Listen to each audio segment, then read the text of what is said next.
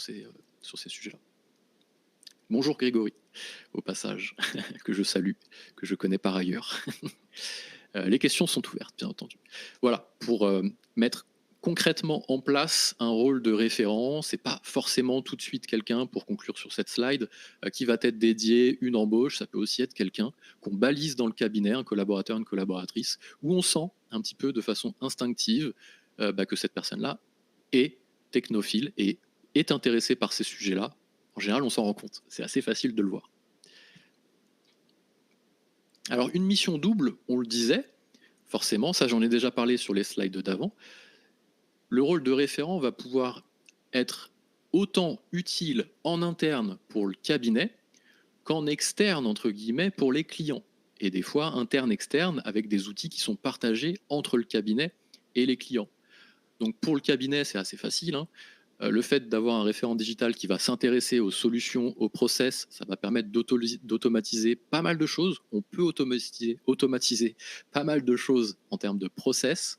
Ça permet de fluidifier, ça permet de gagner du temps pour aussi se concentrer, pour que les collaborateurs, les collaboratrices fassent ressortir leur valeur intrinsèque, qui n'est pas de la valeur de saisie, qui n'est pas de la valeur de tâche besogneuse, qui est de la valeur qui est située ailleurs. Donc essayer d'automatiser un maximum de choses. Sécuriser, forcément fluidifier la gestion documentaire. C'est ce qu'on commence par faire en général quand on digitalise un cabinet. C'est la partie documentaire, la partie zéro papier, etc. bien entendu. Améliorer la collaboration entre les équipes. Donc le référent digital aura un rôle important en interne.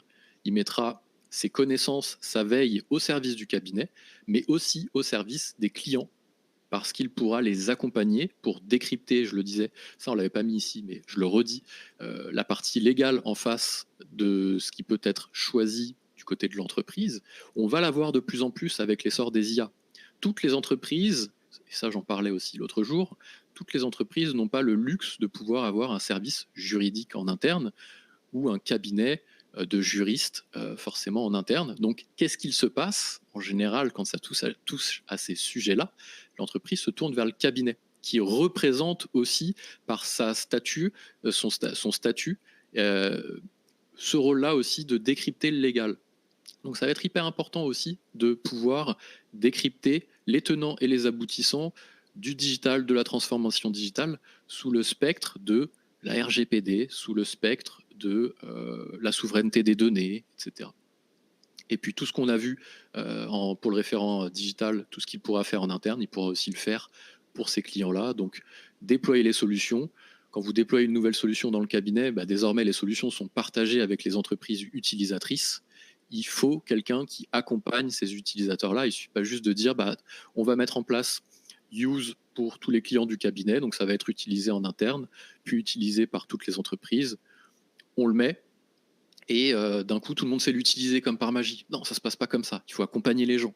Ça a été mon métier pendant 19 ans, 18 ans, cette partie-là, d'intégrer les outils. Vous avez des sociétés dont c'est le métier, intégrateurs de solutions de gestion. Vous pouvez aussi, sur les outils que vous déployez pour vos clients, sur le périmètre des outils que vous déployez pour vos clients, jouer ce rôle-là. Les accompagner, de les former, de les faire monter en compétences, d'essayer au passage d'analyser les process qui sont en place, pousser quelques idées. Ça, si vous avez un référent digital, c'est plus facile que si vous n'en avez pas. Parce qu'il faut savoir comment est composé le marché, comprendre l'écosystème des outils, savoir analyser les process, etc. Donc il pourra avoir un rôle, ce référent digital, en interne et en externe. Je fais une petite pause parce que